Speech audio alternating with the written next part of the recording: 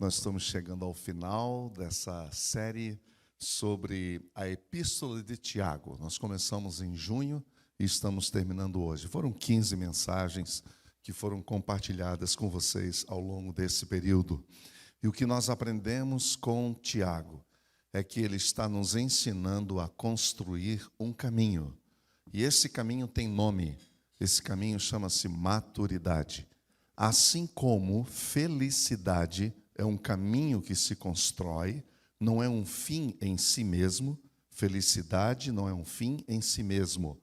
Felicidade não é um alvo que você chega, não é um lugar que você chega. Felicidade é um caminho que você constrói. E a gente vê isso claramente no ensino de Jesus, especialmente no Sermão do Monte, Mateus capítulo 5, 6 e 7. Mas no capítulo 5, quando ele fala das bem-aventuranças, ele está nos ensinando o caminho da felicidade, o caminho que é construído todos os dias, cada dia um pouquinho. Aí a gente vai sendo construído. Bem-aventurados, macários, bem-aventurados, felizes aqueles, macários, quer dizer, felizes aqueles que fazem isso e que fazem isso. E aí, em Tiago, a gente encontra a mesma coisa. Ele nos ensina a construir o caminho da maturidade. Existe este processo, é processual, não é instantâneo, não é uma mágica, não é algo que você toma, não é uma substância e depois você sai já sendo maduro. Maturidade não tem nada a ver com anos e horas, culto ou igreja, ou idade. Maturidade não tem nada a ver com isso. Maturidade também não é informação. A informação é uma outra coisa. Por exemplo, esse mundo está cheio de informação, mas falta tanta sabedoria. A maturidade, na verdade, é o exercício da sabedoria. O homem sábio, a mulher sábia é madura, são maduros, porque a sabedoria é um sinal ou um dos sinais da maturidade. Nessas semanas, nós aprendemos com o Tiago exatamente sobre isso. E eu vou passar aqui rapidamente, só lembrando a vocês essas marcas, esses marcos que nos levam a entender o que Tiago está querendo que a gente aprenda para que a gente tenha uma vida madura, para que nós sejamos maduros. A primeira coisa que ele já fala logo de entrada é que ele é servo. Ele é um servo. Ele diz, Tiago, servo do Deus Pai e do nosso Senhor Jesus Cristo. O primeiro sinal de sabedoria é você saber que nós não somos nada, que nós não somos ninguém. Esse é o primeiro requisito.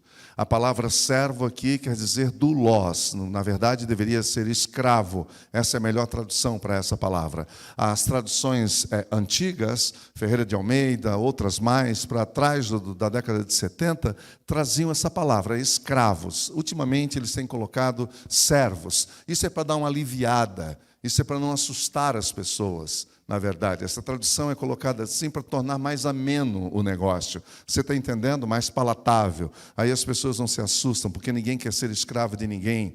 Entendeu? É isso que essa cultura ensina por aí. Nós somos cabeça, nós não somos cauda. É isso que essa cultura ensina por aí. Inclusive gospel, essa cultura gospel, evangélica, etc., que não tem nada a ver com o evangelho de Jesus. É completamente dissociado, divorciado da essência do evangelho. E aí, Tiago continua dizendo, olha, vocês deveriam ficar felizes quando tem provações. Vocês não deveriam se sentir assim, apequenados. Vocês não deveriam de se rebaixar. Vocês não deveriam de sentir que vocês são coitadinhos. Vocês não deveriam nutrir um sentimento de autocomiseração, porque provação vem para todo mundo.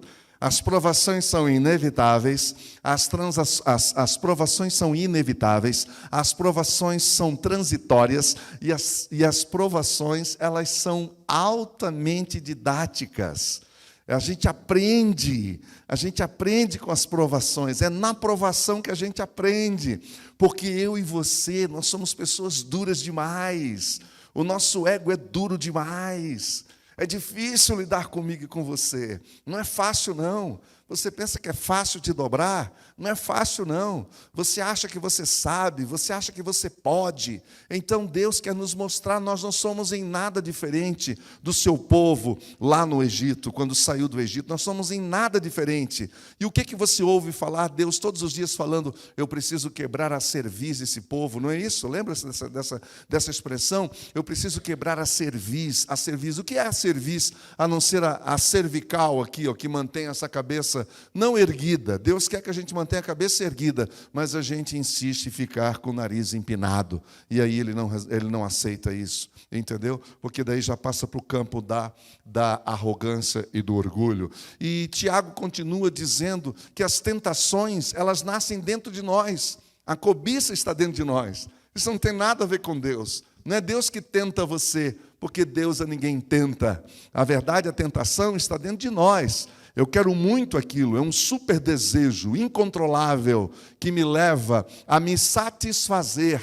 E enquanto isso não acontece, entendeu? Eu não fico satisfeito. E o que acontece é que é um grande engano, porque você vai lá, finalmente, faz aquilo, enche o seu coração de prazer pessoal, egoísta, e diz, eu consegui. E aquilo não te satisfaz, porque não satisfaz mesmo, aí você procura outra coisa, e vai ler outra coisa, e você cai numa ciranda, você cai numa cilada, você cai numa tocaia de Satanás, que é trazer a mim e a você a ilusão de que você pode, e que tem mais para você, e mais para você, e isso a gente faz, custe o que custar, entendeu? Passe por cima de quem tiver que passar, desde que as necessidades da nossa carne, do nosso ego, do nosso eu sejam satisfeitas. Tiago chama isso de tentações. Tudo que vem de Deus é bom, é isso que Tiago nos ensina. De Deus não pode vir nada de mal, não é? Toda boa dádiva, todo dom perfeito vem do Pai das luzes. Tiago também nos ensina que um homem e uma mulher maduros é aqueles que estão prontos para ouvir, tardio para falar, tardio para se irar. Quem que não lembra disso, não é? Por isso que o Senhor nos deu dois ouvidos para ouvir. Um dos maiores problemas dos relacionamentos hoje é ouvir. Um dos maiores problemas dos casamentos hoje é ouvir. Vai no restaurante e você olha para aquele homem e aquela mulher, eles estão sozinhos, sem os filhos, mas entre eles há uma coisa chamada celular, as mídias. É incrível.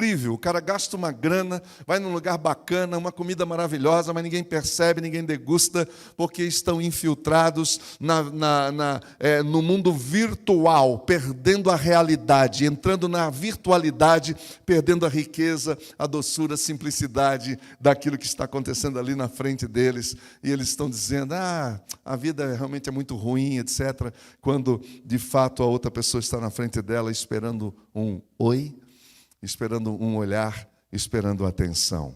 Tiago continua dizendo que uma comunidade madura é composta de pessoas maduras, e pessoas maduras não fazem acepção de pessoas. Elas não têm preconceito racial, preconceito religioso. O lugar onde tem mais preconceito religioso é dentro da religião. Você quer encontrar preconceito, vai na igreja. Lá está cheio de gente preconceituosa, com quem pensa diferente dela. As pessoas não têm essa maturidade, essa tranquilidade de entender que o camarada pensa diferente. Então vamos conversar a respeito do Evangelho. Você não tem que defender o Evangelho.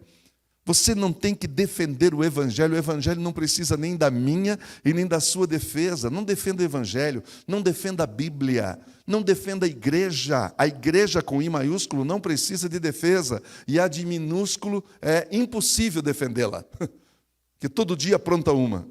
A igreja de I minúsculo, você entende a diferença? Vocês estão comigo aqui e entende essa diferença gigantesca, abismal? Exatamente isso, discriminação entre nós, a cor da pele, o piercing, a tatuagem, a roupa que usa, entendeu? Ou só pela face mesmo, como significa literalmente, ipsis literis, a expressão, a acepção de pessoas, quer dizer, quando eu aceito o outro pela face dele, ou pela face dela, entendeu? Pelo carro que usa, pelo endereço que mora, e etc, etc, etc. Tiago está dizendo, não, isso não. Dentro da igreja, não. Dentro da igreja de I minúsculo, isso não pode existir. Isso é pecado. Discriminação é pecado. E aí ele fala, ame o seu próximo como a si mesmo. E a gente já conhece, né? A gente já conhece isso, então a gente passa despercebido, a gente não pensa nisso, sendo que uma das coisas que nós mais precisamos hoje é amor. Nessa sociedade sem amor, você é capaz de abrir a rede social de manhã dizendo que ama o mundo, mas não é capaz de amar aquele que dorme na cama ao lado. Nós sejamos praticantes da palavra, é isso que Tiago quer. Tiago está dizendo, olha, preste atenção, vocês já conhecem a palavra, toda a informação já está aí dentro, agora vocês precisam praticar. Não sejam apenas ouvintes, mas sejam praticantes. Olha que coisa, olha que conclusão interessante que se chega. A conclusão que se chega é que tudo que eu e você precisamos saber para a nossa salvação e para a nossa santificação, essas informações já estão aí dentro de você. Você já tem elas. Elas já estão com você. O que está precisando agora é simplesmente praticar. O que deixa claro que saber não é o suficiente. O que deixa claro que ter a informação não convence ninguém, não muda a vida de ninguém. Isso não transforma a vida de ninguém. Mas o que realmente muda o coração de um homem e de uma mulher é a decisão de dizer, eu vou praticar aquilo que eu já sei que é verdade. O que agrada a Deus, disse Tiago, é cuidar dos órfãos, das viúvas, dos pobres e manter o coração íntegro diante da corrupção mundana. Esta é a perfeita religião. A palavra por si só, ela tem poder para salvar, afirmou Tiago. Ah, se nós pudéssemos crer no poder da palavra. Presta bem atenção no que eu vou dizer agora. Bem atenção. Você e o texto, você e a palavra, você e o evangelho, e uma oração sincera, e uma entrega total, e você diz, Senhor, fale comigo nesta hora. O que eu creio é que a palavra de Deus tem poder para mudar o seu coração, a sua vida. Ele muda o rumo da sua vida. Aí é o Espírito Santo falando direto com você. Então, ao invés de você ficar procurando aquela irmãzinha que tem um caderninho lá, os vasos, que eu já fui muito atrás desses vasos, hein, gente? Pelo amor de Deus. Agora não tem mais, mas antigamente eu tinha uma lista de vasos. E eu tinha as fontes que davam o telefone e os contatos dos vasos. E a irmãzinha falou, ó, achei um outro vaso aí que é uma bênção. Essa aqui o que fala acontece. E eu ia atrás daquilo. E quanto mais eu ia atrás disso, mais eu não precisava da palavra. E um dia eu descobri que eu preciso ir direto na fonte. Que eu preciso ter um contato pessoal com a palavra. E foi aí que começou a transformação na minha vida. Abri os olhos. Aí a gente perde o medo das pessoas. Aí você não quer dominar ninguém. Aí você não quer controlar a vida de ninguém. Porque se o Espírito Santo não te convencer, não serei eu que vou convencer. Por isso que eu não posso, não preciso e não devo ficar no seu pé. Porque você tem que ser apaixonado pela palavra, por aquilo que nós aprendemos aqui. Esse lugar é uma pessoa. E essa pessoa é Jesus. Aprendemos com Tiago que a fé sem obras é morta. Olha que afirmação mais radical. Ele está dizendo, você tem fé? O que ele quer dizer com fé é o seguinte, você declara que Jesus é Senhor? Claro que a gente declara, não é verdade? Mas a gente sabe que Jesus já deu a dica de que tem gente que declara que Ele é Senhor, que expulsa demônios, lembra disso? Que fala línguas. E que um dia eu vou dizer o quê? Quem que pode lembrar aí e dizer? Eu não vos conheço. Eu não conheço você. Ô, gente, no meio evangélico, o cara falar em língua estranha e o cara expulsar demônio, esse cara está numa categoria alta, hein? Fala a verdade. A gente se impressiona com essas pessoas, mas não impressionam a Deus. Não impressionam o Senhor. Então a fé sem obras é morta. Olha que coisa interessante. Você tem fé? Muito bem, até os demônios têm. E tremem. Os agnósticos não creem em demônios. Os ateus não creem em demônios. Mas os demônios creem em Deus. Os agnósticos não creem em Deus. Os ateus não creem em Deus. Mas Satanás sabe quem é Deus. E já sabe que está eternamente condenado. É incrível essa afirmação de Tiago. Não adianta declarar que é de Jesus, você tem que mostrar isso na vida. No jeito de falar, no jeito de abraçar, no jeito de cuidar das pessoas, no jeito de reagir.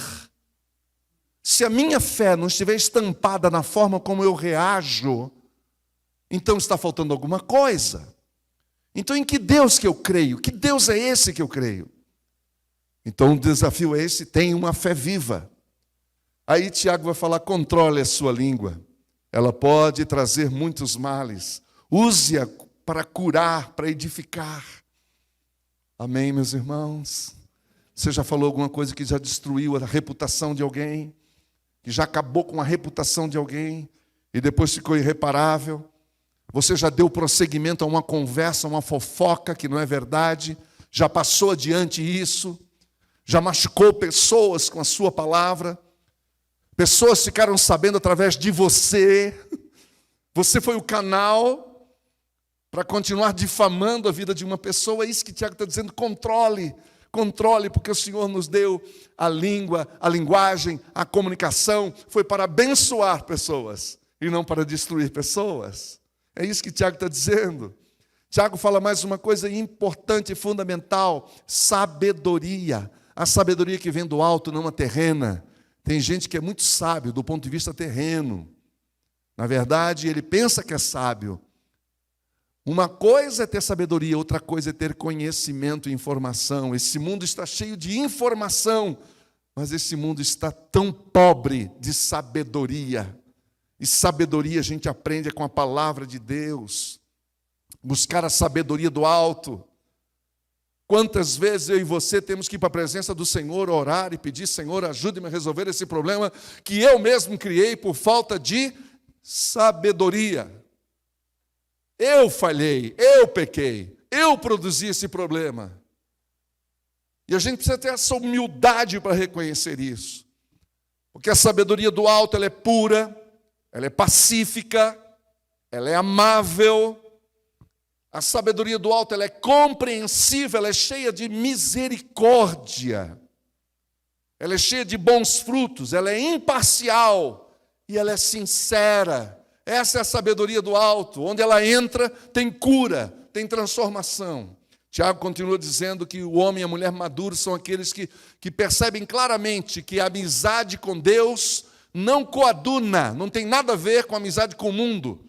Há uma incompatibilidade, é água e óleo, não tem como misturar. Ou você é amigo de Deus, ou você é amigo dessa ideologia mundana, profana que arrebenta com o ser humano e com tudo que é de Deus. E é isso que ele nos chama. E ele disse mais, humilhe-se diante do Senhor e Ele os exaltará. Humilhe-se diante do Senhor. Sabe qual é o caminho? Humilhe-se diante do Senhor. Quer ser sábio? Humilhe-se diante do Senhor. Reconheça que você não pode continuar sozinho. Reconheça que sozinho você não vai chegar a lugar nenhum. Humilhe-se diante do Senhor. Diga, Senhor, eu admito, eu preciso de Ti. Uma outra coisa importante que Tiago nos ensina é que os nossos planos só acontecerão se Deus quiser. O que é a nossa vida? Hoje você pode estar aqui, quem garante que você estará aqui amanhã? Não há nenhuma garantia, a nossa vida é como uma neblina. É como uma neblina que passa rapidamente e nós voamos. Nós precisamos ter essa consciência. Tiago faz uma outra afirmação incrível, ele diz que quem sabe fazer o bem e não o faz, comete pecado. Opa! Quem sabe que o que fazer e fazer o bem e não faz, comete pecado. É incrível essa palavra, porque o que nós temos de informação, a gente sabe fazer o que é certo. A gente só precisa tomar a decisão. Tiago nos ensina ainda que o homem maduro e a mulher madura, ela tem claro dentro de si que o dinheiro, o lugar do dinheiro é no bolso e não no coração. Cuidado em colocar o dinheiro no lugar errado. Se você colocar o dinheiro que você tem, muito ou pouco, no coração, você vai se perder. Você se perde. Porque logo depois vem uma coisa chamada apego. E o apego arrebenta com a gente. O apego, ele abre a porta para a entrada da avareza. E a avareza se aloja, ela vai tomando conta de tudo. E você vira uma pessoa deformada sem saber. Você vira um avarento sem saber. E você, sem saber, você se torna escravo. Então Tiago diz, tome cuidado, porque o lugar do dinheiro é no bolso e não no coração. E ele fala sobre riquezas. E ele não diz que é pecado ser rico. Mas o que ele fala é o seguinte, tome cuidado para que a riqueza não se torne um ídolo na sua vida. Na coisa mais importante na sua vida. Se tornou o seu Deus. Aí ele vira mamon. Ele vira mamon não é porque os evangélicos chamam dinheiro de mamon. Ele vira mamon quando num coração que antes era só do Senhor, agora tem um competidor. E forte. Que o dinheiro, a grana, o cascalho, tem um poder incrível de ludibriar a nossa mente e nos levar ao auto-engano. E aí, Tiago diz que nós devemos, e foi a mensagem da semana passada, que nós devemos, diante do sofrimento, sermos pacientes até a vinda do Senhor, porque o Senhor está voltando. Ele fala isso várias vezes. O Senhor está voltando, Jesus está voltando. Isso não é um homem falando, eu estou apenas replicando o que está no texto. A vinda do Senhor é breve, e o segredo é apenas um, é estarmos preparados para isso. Você está preparado para encontrar-se com o Senhor? Você está pronto, você está pronta para preparar-se com o Senhor? Para encontrar-se com o Senhor? Para prestar contas diante do Senhor? Ou nós vamos tentar fazer igual alguns fazem? Não, deixa que comigo na hora eu converso com Deus. Eu sei que Ele é gente boa, eu sei que Ele é amor, Ele não vai me mandar para o inferno. Deixa eu só lembrar para você, Deus não manda ninguém para o inferno. Ele está na beira da rodovia arrancando pessoas que estão indo para lá. É diferente. As pessoas estão indo para lá. E ele vai na beira da rodovia e tira punhados de pessoas que estão dizendo, eu não quero morrer, eu quero viver. E eu preciso de ti, porque eu não tenho mais como retornar, eu não tenho forças para isso. Aí você libera a poderosa e invisível mão de Deus para te arrancar dessa jornada que vai te levar para o inferno. Hoje, nós vamos ver o que Tiago fala sobre a questão terapêutica, e ele encerra a sua carta. É muito interessante, porque o que Tiago está nos dizendo, na verdade, é que quem constrói esse caminho de maturidade, não é? Ao final, vão se tornar pessoas maduras e frutíferas. Porque quem não está maduro não frutifica. Pessoas maduras frutificam. E o que ele coloca claramente como fruto dessa maturidade é a cura das pessoas. A cura entre as pessoas, que está em Deus. Essa cura que está no coração de Deus, essa cura, esse Deus que cura, esse Deus que sara, esse Deus que transforma, Ele quer compartilhar conosco essa cura, para que eu e você possamos compartilhar com as demais pessoas. Vamos ao nosso texto dessa manhã. Capítulo 5 de Tiago, capítulo 5, versículo 13 a 20, por favor. Tiago 5, 13 a 20. Entre vocês, há alguém que está sofrendo? É a pergunta de Tiago. Tem alguém sofrendo? Agora observe, que ele, essa pessoa que está sofrendo, ore, que ela busque a Deus. Ele está falando conosco. Não fique lá murmurando, reclamando, ore, busque a presença de Deus. Há alguém que se sente feliz, que ele cante louvores. Entre vocês, há alguém que está doente, que ele mande chamar os presbíteros da igreja, para que estes orem sobre ele e o unjam com óleo em nome do Senhor. E a oração feita com fé curará o doente. O Senhor o levantará, e se houver cometido pecados, ele será perdoado. Portanto, confessem os seus pecados uns aos outros, e orem uns pelos outros para serem curados. Nós precisamos de cura. Todos nós precisamos de cura. Nós vivemos numa sociedade enferma e doente. A oração de um justo é poderosa e eficaz. E aí ele faz uma menção ao Antigo Testamento, como ele sempre fez na carta inteira, usando um exemplo. Ele diz: Elias era um homem como nós. Ele orou fervorosamente, para que não chovesse, e não choveu sobre a terra. Durante quanto tempo? 3 anos e meio. Orou outra vez, e o céu enviou chuva, e a terra produziu os seus frutos. Meus irmãos queridos, se algum de vocês se desviar da verdade, não da igreja tal, não do CNPJ tal, mas se desviar da verdade, e alguém o trouxer de volta, lembre-se disso. Quem converte um pecador do erro do seu caminho, salvará a vida dessa pessoa e fará que muitíssimos pecados sejam perdoados. Vamos orar mais uma vez. Senhor, muito obrigado pela tua palavra. E ajuda-nos agora a entender que todo esse processo de salvação que o Senhor fez para nós tem um objetivo.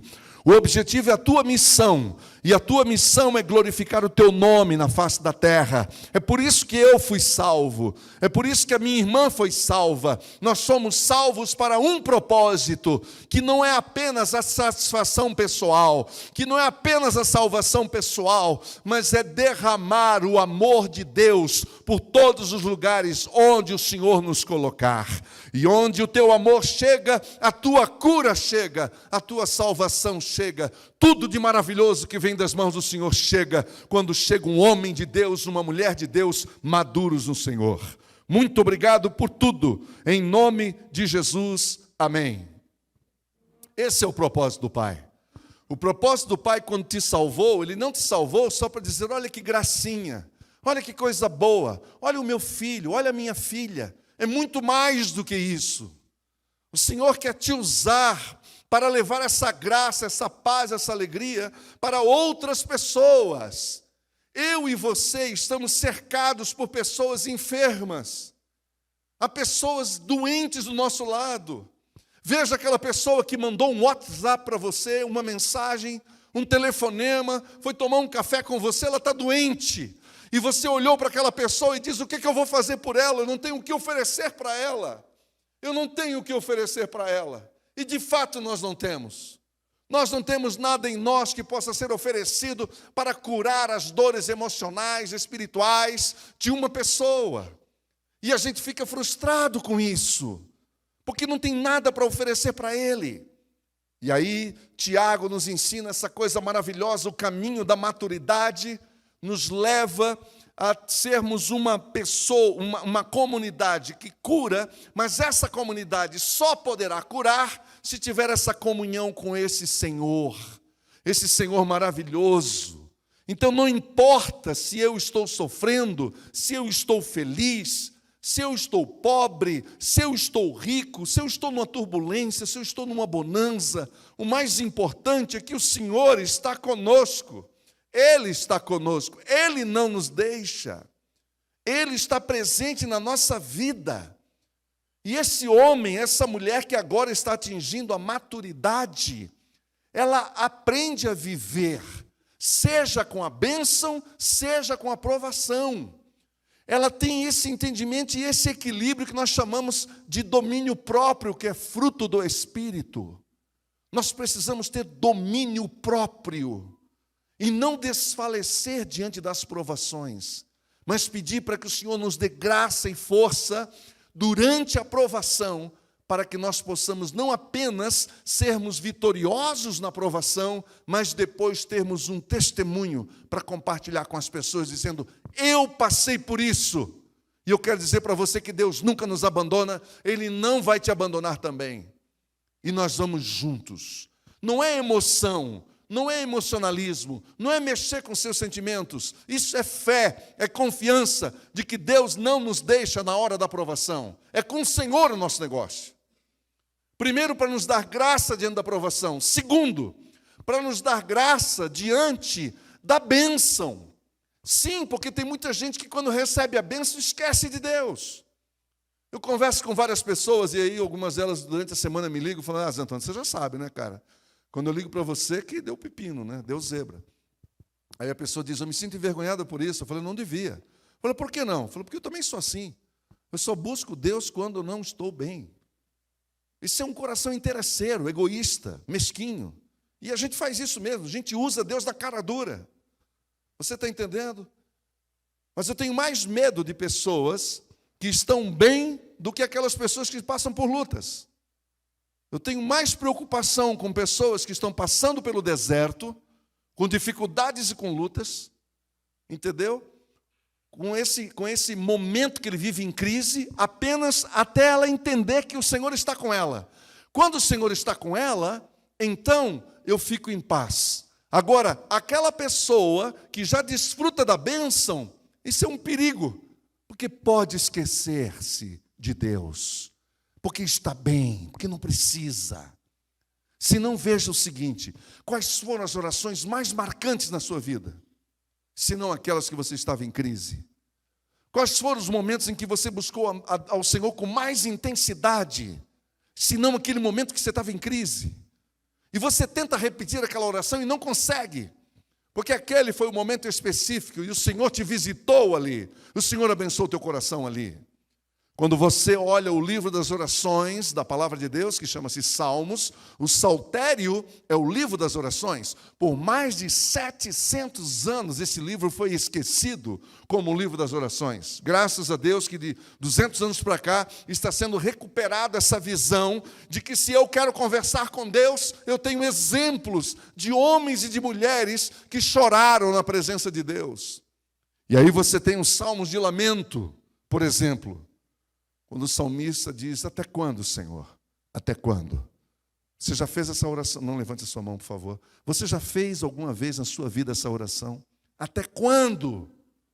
Até quando eu vou enfrentar isso? Até quando eu vou passar por isso? Até quando?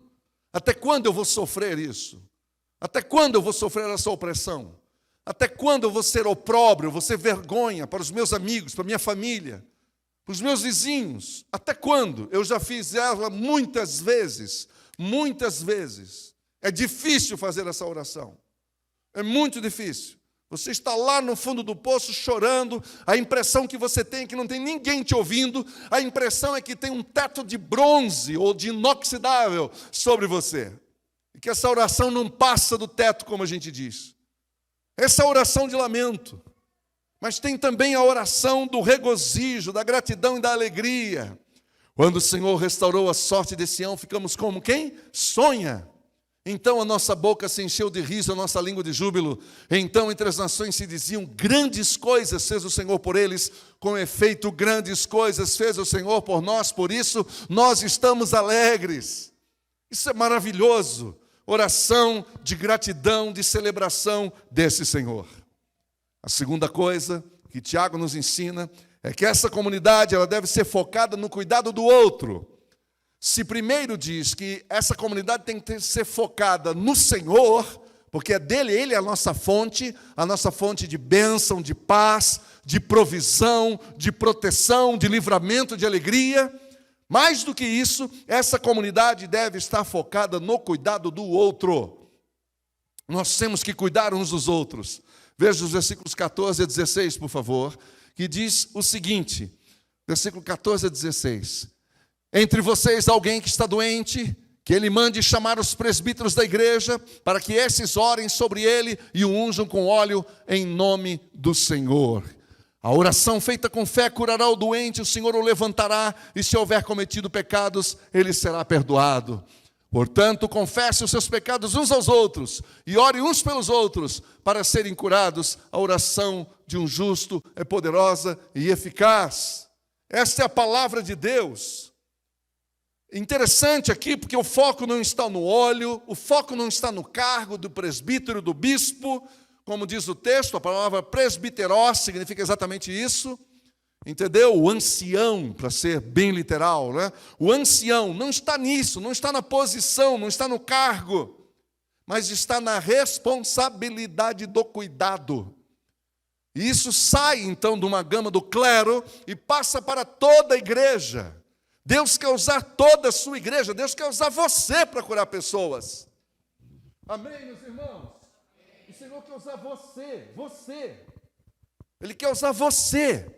Você que anda cabisbaixo, você que diz que só você que sofre, é você que Ele quer usar. Aí você fala, mas como? Eu falei, como? Isso é natural, é assim que tem que ser. Porque se você fosse o Todo-Poderoso, como que Deus usaria você? O poder dele jamais seria glorificado, que as pessoas iriam olhar para você dizendo, você é o cara, você é o cara.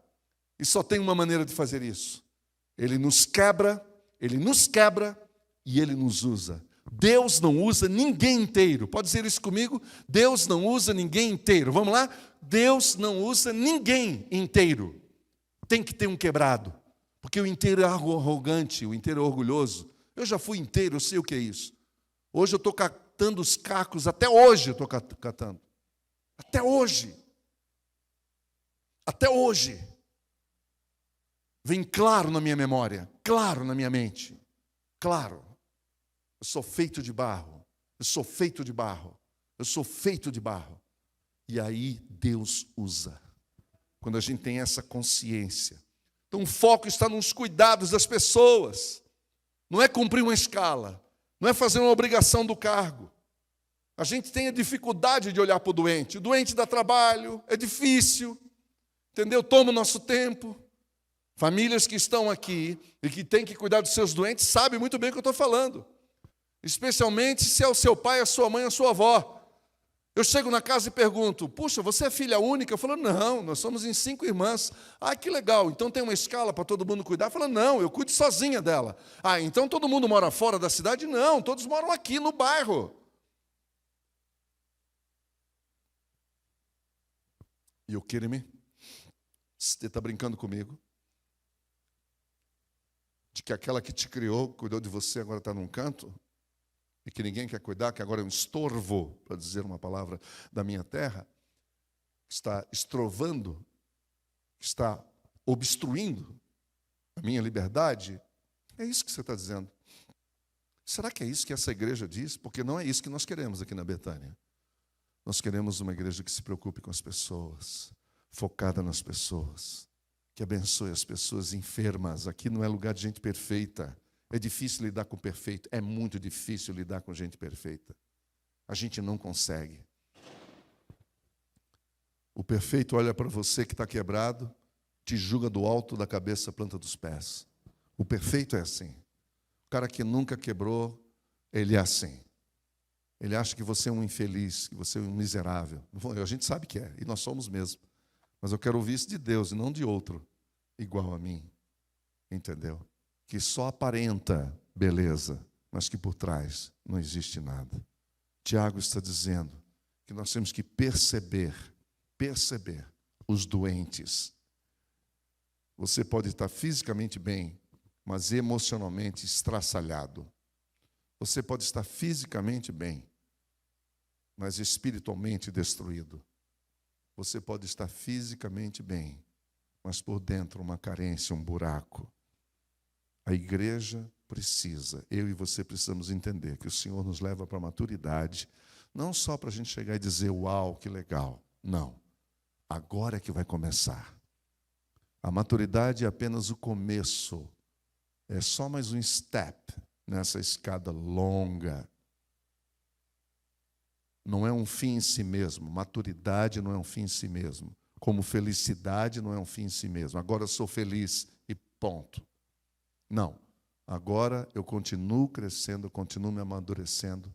E a prova dessa minha maturidade é que eu me preocupo com pessoas doentes. E eu quero ser usado por Deus para abençoar essas pessoas doentes. E sem colocar peso em ninguém aqui, eu vou dizer o seguinte, você tem acesso a pessoas que eu não tenho. Dá para entender? Que se eu chegar perto dessa pessoa e dizer, eu sou um pastor, ela vai dizer, eu não quero pastor na minha casa, que eu não quero ir para a igreja nenhuma. Porque essa pessoa vai associar logo um pastor a uma instituição, a um CNPJ, a uma igreja que tem que ir, obrigação, escala, parará, parará. E não é nada disso. Eu estou falando de evangelho. Aí você leva o evangelho. E como você é um homem honrado, uma mulher honrada, que é um testemunho, a sua vida é uma inspiração. Ela vê Jesus na sua vida. Ela percebe, porque ela caminha com você. Ela sabe que você é uma mulher de Deus. Ela sabe que você é um homem de Deus. Ela sabe que você fala a verdade. Ela sabe que você não brinca com o evangelho. Ela vai estar aberta para ouvir o que você tem para lhe dizer. E aí ela vai aceitar a sua palavra e Deus vai te usar.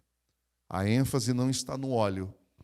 Como um dia uma senhora chegou aqui e pediu, pastor, tem óleo aí? Falou, eu tenho, eu posso alcançar. O óleo que o senhor tem é ungido? Eu falei, hã? O que a senhora quer dizer com óleo ungido? Isso me lembrou tantas coisas, tantas histórias. Óleo ungido, isso é uma categoria que existe no mundo gospel. Entendeu? O óleo é ungido e tem que ser ungido. Aí depois vem a outra briga, mas ungido por quem? Quem que ungiu? Aí, meu amigo, aí você entra numa briga sem fim, até descobrir a origem desse óleo. O poder não está no óleo. O poder não está no óleo. O maior valor aqui são as pessoas, e não as ferramentas, e nem os cargos, e nem os objetos, que são sacralizados erroneamente, equivocadamente por nós. E isso nos frustra, porque Deus não assina embaixo essas coisas.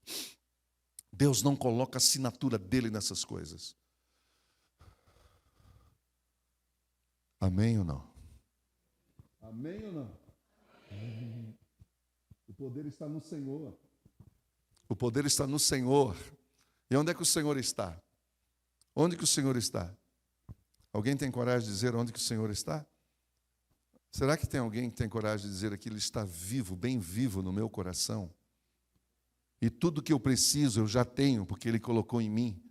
E eu posso sim levantar as minhas mãos e orar por uma pessoa e ela ser curada.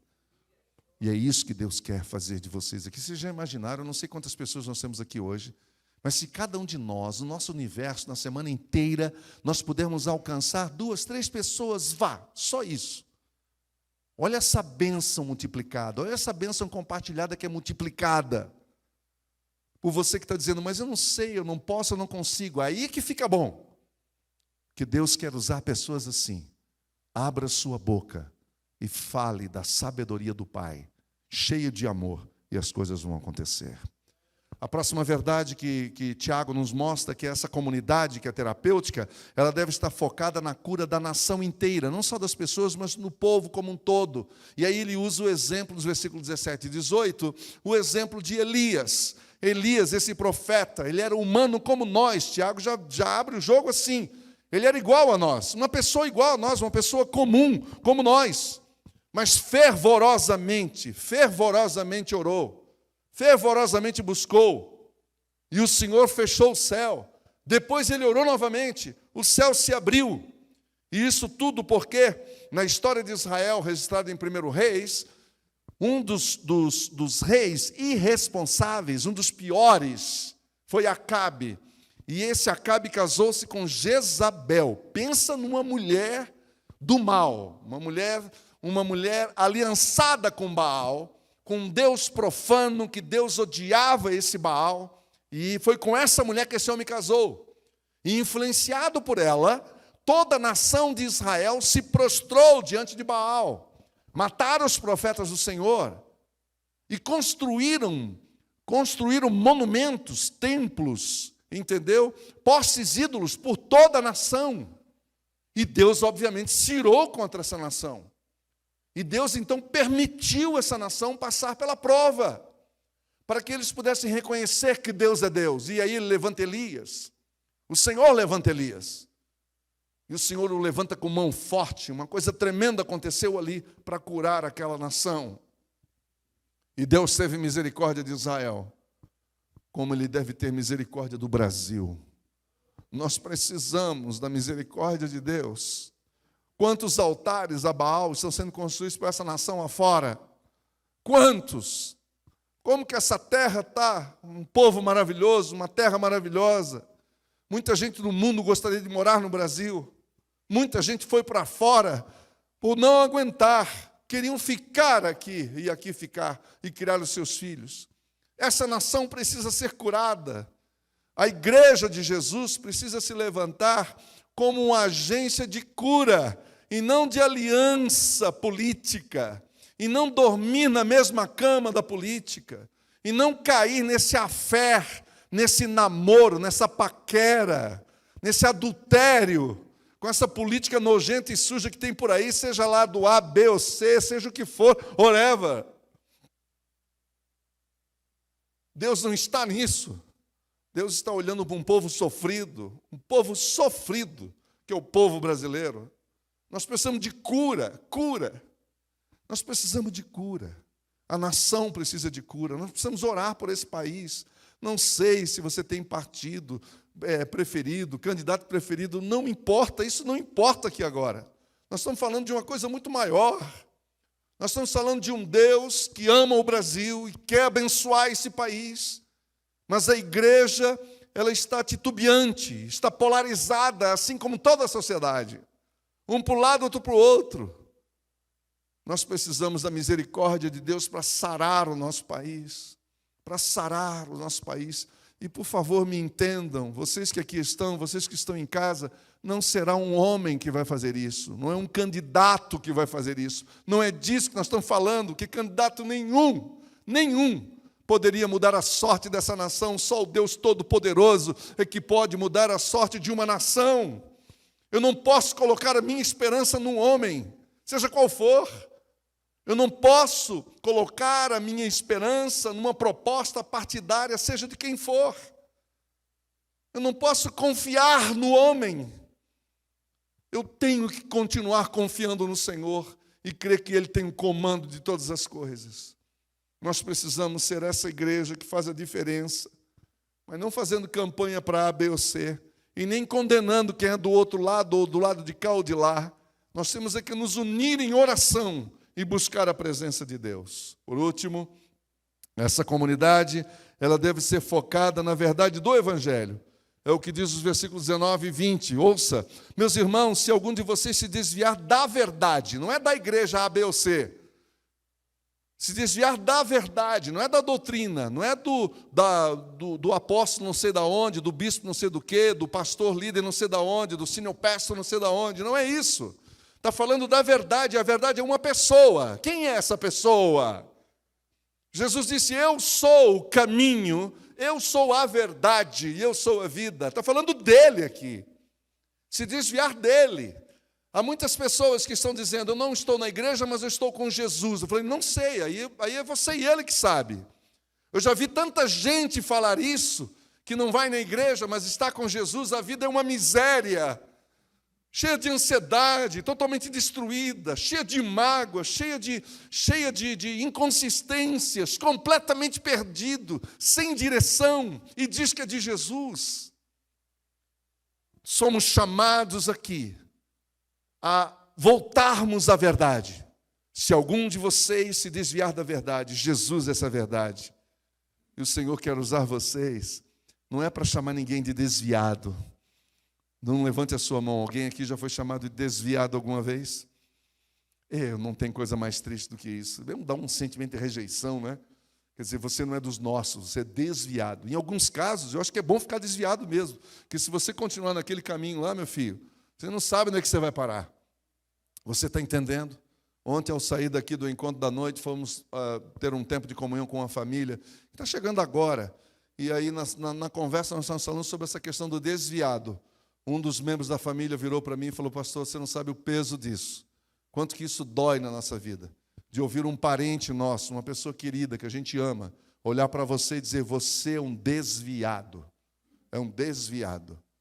A nossa missão não é julgar ninguém, não é falar nada de ninguém. Presta bem atenção no que eu vou lhe dizer. A nossa missão é viver Jesus de uma forma tão intensa, tão simples e tão real. Viver Jesus, que as pessoas ao se aproximarem de você, você vai ver que há coerência no que você está falando e no que você vive. E aí a pessoa se aproxima de você e vem para o reino. É isso. Ela diz, puxa vida, eu me afastei mesmo do grupo porque eu me feri. Você já ouviu falar de alguém que se feriu estando no meio do rebanho? O nosso papel é trazer essas pessoas de volta com amor, com carinho. Aquelas que querem, é claro. Não é verdade? Que ninguém deve obrigar ninguém a coisa nenhuma. É o que eu tenho dito aqui, você é livre em Jesus. Vocês são livres em Jesus. Vocês não têm que ficar apegados a mim ou a quem quer que seja. Vocês são livres em Cristo. Em Cristo, foi Ele que pagou o preço, não foi eu. Foi Ele que pagou a sua conta, não foi eu. Foi Ele que pagou a sua conta. Então você tem que chegar e dizer, foi o Senhor que pagou a minha conta, então é para você que eu vou dar a minha vida. E aí você entrega a vida nas mãos dele. E naturalmente você vai atrair pessoas que estavam perdidas, desorientadas, e você vai trazer de volta essas pessoas. É isso. Concluindo, nessa conclusão simples eu quero dizer o seguinte: o Senhor quer curar a sua igreja para nos usar, para curar, abençoar as pessoas ao nosso redor, abençoar essa cidade maravilhosa que a gente ama. Eu não sei se você nasceu em Londrina, mas aqueles que moram em Londrina e não são de Londrina estão aqui por escolha.